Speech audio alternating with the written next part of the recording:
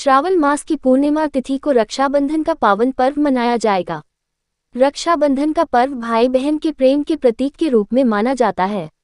इस दिन बहनें अपने भाइयों को राखी बांधती हैं और भाई अपनी बहन की रक्षा का वचन देते हैं। अक्सर देखा गया है कि राखी के इस त्योहार पर भद्रा का साया पड़ जाता है, जिस कारण राखी बांधने का समय कम हो जाता है। दरअसल भद्राकाल में रक्षाबंधन का पर्व मनाना अशुभ माना जाता है।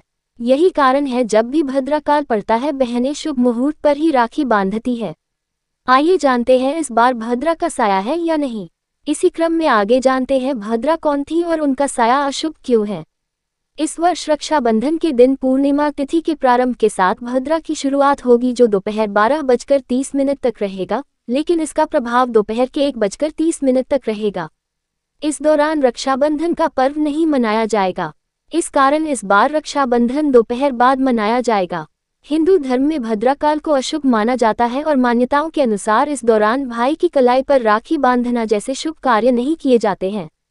दरअसल भद्रा के दौरान राखी बांधने से भाई बहन के रिश्ते में तनाव पैदा होता है और उनकी इच्छाएं अधूरी रह जाती हैं।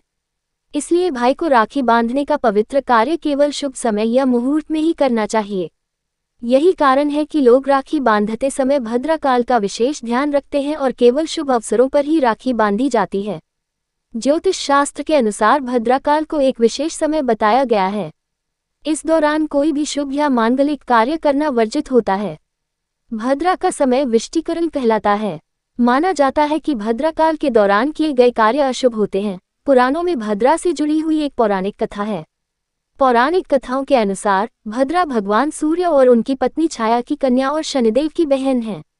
धार्मिक ग्रंथों की माने तो भद्रा की उत्पत्ति दैत्यों के नाश के लिए सूर्य नारायण और देवी छाया की पुत्री के रूप में गधे गदर्भ के मुंह, लंबी पूंछ और 3 पैर युक्त हुई थी। ये काले वर्ण, लंबे केश, बड़े दांत और भयंकर वेश वाली है। जन्म लेते ही भद्रा यज्ञ में विघ्न डालने लगी, मंगल कार्यों में उपद्रव कर सारी सृष्टि को प्रताड़ित करने लगी। भद्रा के इस दुर्व्यवहार के कारण सूर्य देव को इसके विवाह की चिंता थी, पर कोई भी देवता इसके लिए राजी नहीं था। इस पर सूर्य नारायण ने ब्रह्मा जी से परामर्श मांगा।